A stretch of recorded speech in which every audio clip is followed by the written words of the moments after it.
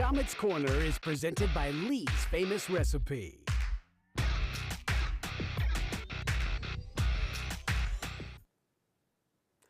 Oh, goodness, we're starting things off on the right foot or the wrong foot, depending on how you look at it. This is what happens when Nicholas Ferreri, our chief meteorologist, steals our hair care products in the sports office.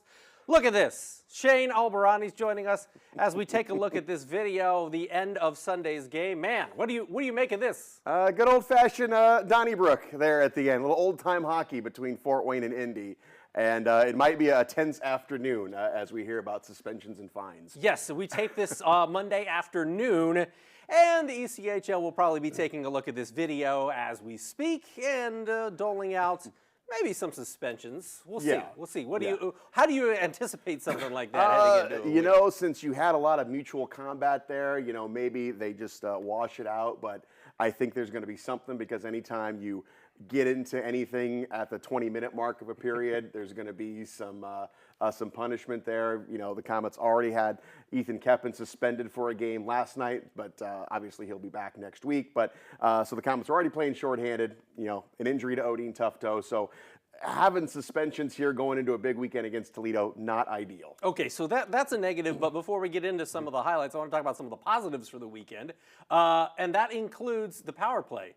5 power play goals, 2 games where you had 2 power play goals and then 1 power play goal in the final game of the weekend. What is it about this power play unit that's been impressive thus far, especially this past week? I would say it's been streaky. So, you know, there's been times where I want to say we had a 1 for 15 run a couple weeks ago, and now we had a fairly good weekend, but it's just consistency. You know, games are won and lost with the specialty teams. So I think if this team can get consistent, but it also comes back to having a consistent lineup and having like a number 1 line. You know, Alex Swetlikoff is called up. Now Odin Tufto is out. You know, Alex Aliardi is in a tremendous slump right now. So, you know, it all goes into it. So I think if there can be a little bit of consistency and teams are fearing our power play, yeah, it's going to change things. But right now, it's just look at finding that consistency right now. And then again, you're juggling lines. Yeah, one of the guys that had an impressive weekend, Jack Gorniak, with 3 goals. What have you seen from him? Obviously, he's got the speed. So what did you see from him this past weekend that allowed him to have that success? We call him the Flash because he is the fastest human. Jack Gorniak, I absolutely love this guy. I've loved him since training camp last year, and he was maybe a bubble guy. Didn't know if he was going to make the team, and it was like, oh man, if he does not make the team, that'll be a shame. And he ended up making the team, and he has been great. He's going to be a guy that, you know, he's so fast, and he is a game changer. You know, they say speed kills, and Jack certainly does do that, because you have to watch out for him wherever he is. And he's just a guy who he's able to create opportunities, and he's still learning. You know, he's a guy, once he learns how to finish, he's going to be a leading goal scorer on this team one day, and I think one day he's going to be an all-star. So he is really, when he's in the lineup, he's a game changer, and he's a guy that the opposing team has to watch. All right, taking a look at some of the highlights on Friday night as you traveled to Toledo. 2 of the 3 games at home this past weekend, but not the first game. You go to Toledo, the hour and 45-minute drive to the Glass City, and played a pretty solid game in a 4-3 loss. Brandon Hawkins, our old friend, gets a couple of goals in this one, but McManus gets a goal, Jack Dugan gets one, Morrison gets one. Didn't play great, but didn't play badly against a really good Toledo team. Yeah, you know, we don't take moral victories with Toledo. You lost. You know, you lost. At the end of the day, you really can't say, hey, we played well, we should have, we could have, but we didn't. So no points. It's a disappointing loss. The season series was tied at 2 at that point. And even though the Komets had been on a streak really over the last 3 weeks, we haven't been able to gain any ground on Toledo. It just seems like they just keep getting further and further away. So these head-to-head matchups are just that more important, and you got them for 2 next weekend. So if you had taken this one, it really changes the complexion of the division with 3 games at hand, but unable to capitalize on Friday night. So that was a bit of a hit there. But what is the record now against Toledo this year? It's 2-3, I yes, believe. Correct. Yeah. But they've been generally pretty good games. The one thing that stands out to me about this game is we mentioned how good the power play had been for the Komets, but the penalty kill gives up 2 goals in this one to Toledo. I mean, you give up 2 power play goals against a first-place team on the road. that's kind of telling of how things are going to go in a given night. Yeah, but that's going to happen. You don't want to give Toledo power play, especially in their building. We gave them 3, they scored on 2. You got the best goal scorer in the league, Brandon Hawkins, out there. What are you going to do? But there's always freaky things that happen at the Huntington Center. And actually, I go back to the first goal where it was something where it would have been a routine save, but actually the player who shot the puck, it rolled off his stick, turned into a changeup, and it kept Brett Brochu flailing around trying to figure out where the puck was, and it turned into an easy tap in. So that's the first goal actually is the one that stands out, because that actually turned out to be the difference, not so much the power play goals. When you take a look at a game like this, how do you regroup if you're the Komets and get ready? Because you've got 2 games left on the weekend, both of them at home. You can make some hay. How do you flip the script on Friday night and get ready for Saturday, Sunday at home? I think it was nice that we had a theme night. It was luau night, so all the players participated. So everyone was really loose coming into the Coliseum, and everyone had already flushed Friday night. So it was a festive atmosphere, and I think that really helped. It was a big crowd, almost 9,000 at the Coliseum. So I think they were able to feed off of that, and a Wheeling team they hadn't beaten yet. They were 0-2 against Wheeling. Wheeling's a really good team, and they found a way to win. And I think that having that loss, taking that attitude, what we had on Friday night, and bringing it into Saturday, and it was a chippy game. It was a really fast game. It felt like a playoff game. So I think the guys were able to turn the page pretty quick there on Saturday night. Talking to Jesse at practice at the Ice House on Wednesday, he was ready. He had the Hawaiian shirt. We can't obviously see you on the radio. Were you decked out? Yeah. Let me tell you, how did this, as the kids say, was it a fire fit? I don't know about that, but I will say it was relatively slimming, and it was comfortable. It breathed. Go. So the press box at the Coliseum is usually scorching hot for some reason. So it was nice to have a little breezy feel there up there in the press box. So in this game, what stands out to you? Because you see McManus scores again, Keppen gets one, Gorniak gets a pair, and was it Gilden?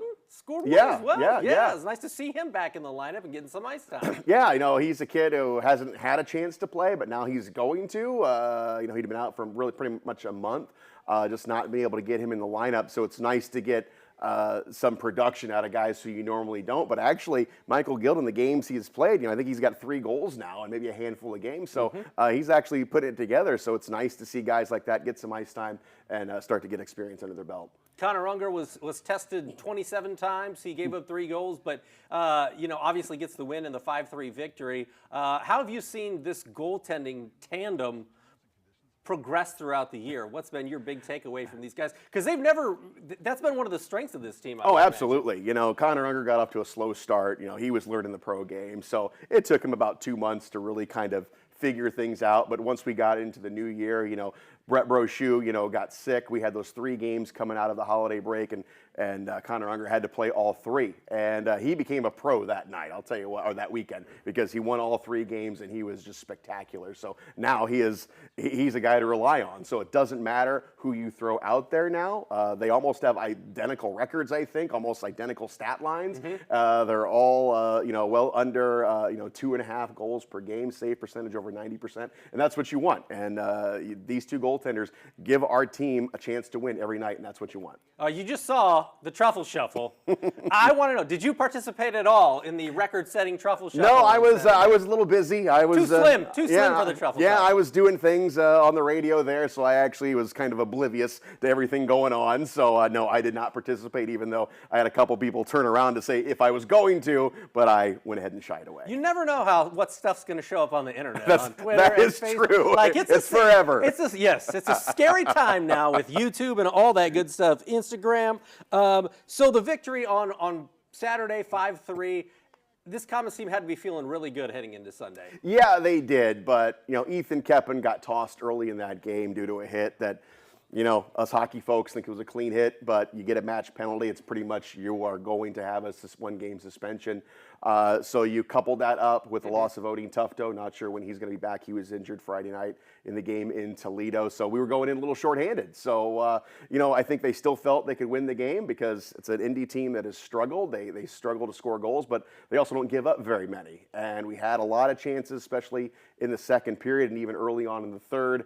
And, we got the first goal, and I kind of of thought that might be all we get tonight. We may have to win this thing 1-0. But unfortunately, Indy got one early on in the third period. We weren't able to recover. They got an empty net goal, and that was it. And then the shenanigans started. So it was nice to see, the guys still have that fire. It was a lot of frustration, but a little bit of kind of a situational awareness. Hey, you know what? Let's not waste this on a team that's in fourth place. Let's keep our energy focused on next weekend against Toledo. Yeah, and turning the page to that, how do you refocus? How do you get it going? Because you got 2 games against Toledo. And as you mentioned earlier in the show, with Toledo, it feels like it's, no matter how well the Komets have played recently, it feels like it's just hard to gain ground on them. One of the ways to do it is when you play them head-to-head. Absolutely. Yeah, that's the way you do it. You can't rely on help from anybody else. You've got a lot of games head-to-head with these guys in the second half, and you just have to capitalize on those opportunities. It's just it's painful because you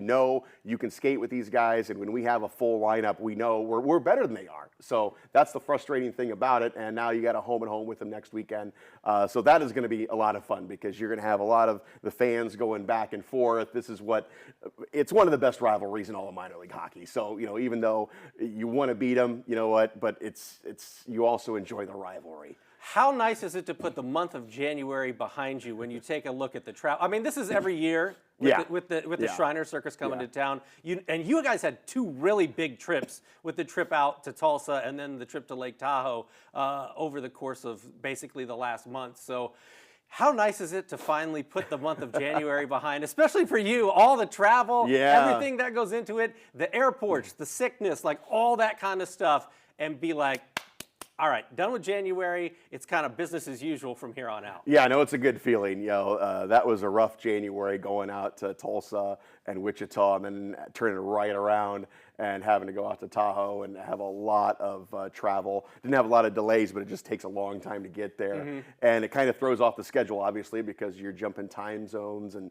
like you said, you're going to airports, you're taking buses, you're not in your normal habitat. So now it's nice, the travel this month. We go to Toledo, we go to Kalamazoo, we go to Indy. It's kind of normal. So like you said, getting back to that routine, I think, is really going to help this team out here in February. Let's take a look at the upcoming schedule. As we've been talking about, 2 games against Toledo this coming week. Friday versus Toledo, that's going to be at the Jungle. Then Saturday, you head back over to Toledo. Nice to have a Sunday off, I imagine, too.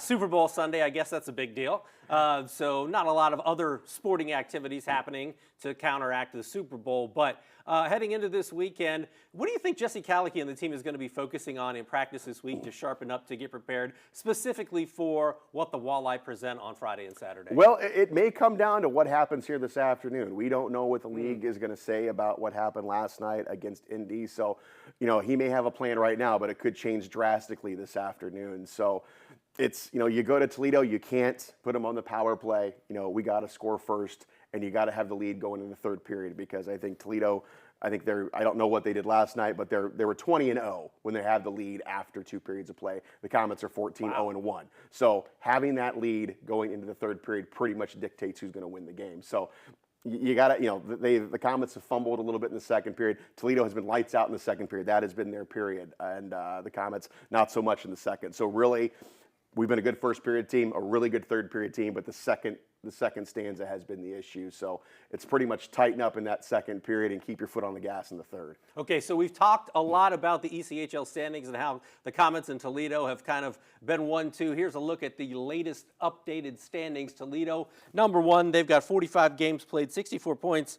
The Komets, 42 games played, so still, a 3-game difference there, but 53 points, and obviously an opportunity to make up some ground this weekend. You've got Iowa at 3rd, you've got Bloomington 4th, Indy 5th, and really Cincinnati's also in the mix for a playoff spot at 39. The only team really that you would say has got a real tough row to hoe as far as making a playoff run would be Kalamazoo at this point, because it's pretty tightly packed there from 4 to 6. So heading into the final couple months of the season, when do you start focusing on playoffs and matchups and everything? Or do you, I asked the same question to Coach Kalicki Wednesday, Do you always have it in the back of your mind, or is it something you just don't worry about because there's an element of it that you just can't control? Yeah, I think you take it one game at a time. I think the coaches do have it in the back of their heads, but it's certainly not a priority because you might not have any control of that at the end of the day. And there's a lot of hockey left to be played. But just the way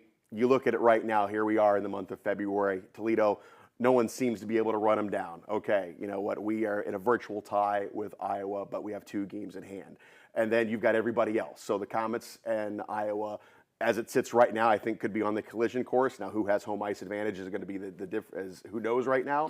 But you know, the 4th place is up for grabs. You know, Cincinnati got off to a horrendous start, but they have really righted the ship. But they have played a lot more games than everybody else. That's going to play into it. You know, Kalamazoo, they're coming out of their funk just a little bit. They had a big win against Iowa, so I wouldn't count them out just yet. And then you have Bloomington and Indy, who are just kind of there. You know, they're not bad teams, they're not particularly good. So I don't know that 4th spot really is going to be very interesting. You know, a team like Cincinnati, I don't want to play. Just the way they have managed to turn the corner, and they're a team that would match up great against Toledo. But I think if you have a Fort Wayne, Iowa first-round series, it would be tremendous. We've only played them twice. It was opening weekend, and they're a really good hockey team, and we're going to see them 3 more times in Iowa. So Iowa not scheduled in Fort Wayne at all, so it would be kind of poetic that they actually got to come to Fort Wayne for the playoffs, and it would be their first playoff appearance. I was going to say, I feel like I've seen their franchise go from when they restarted it. From the bottom, they've started to climb, so it's nice to see them build, do things the right way, and then maybe get a playoff opportunity this coming season. We didn't get a chance to talk to you last week. You're busy in Tahoe, you know, flitting about, enjoying all things that are Tahoe related. But Kyle Mayhew named a midseason ECHL All-Star. I want to get your thoughts on that because obviously he's a very good offensive defenseman and has played super well this season. So what has impressed you about Kyle, and why is he deserving of an All-Star slot at the midseason point? He's come as advertised. You know, he was just as good last year in Utah. And, you know, he kind of came to Fort Wayne because he played roller hockey here. He was in a tournament. He's a big roller hockey guy. Played in a tournament here right after COVID. And he was like, wow, this is a really cool building. And it's like, they fill it for ice hockey? We're like, well, yeah. So he kind of kept that in the back of his mind that if he ever had a chance to come to Fort Wayne, he was going to. So he is a difference maker. He's a guy who runs the power play. He runs the point. He is a tremendous stick handler. He's a tremendous defenseman all the way around. And he's a guy, you know, if he is 3 or 4 inches taller, we don't have him here in Fort Wayne. It's just he's an undersized defenseman. But, you know, we're glad he's here, and he is a very important part of this team. Final question, going forward, what are you most looking forward to about this weekend? Again, Friday, Saturday against Toledo. Could be very interesting as we await to see what the ECHL office does. But when you take a look at a 2-game weekend against your rivals, home and home, what are you most looking forward to? You know, I'm looking forward to, you know, the Komets being competitive, obviously. Again, we're not going to know what the lineup is going to be come Friday and Saturday. But, you know, I look for someone like Alex Albahrani, who is just in a horrible slump. You know, he hasn't had a goal this year. You know, his last goal was in December.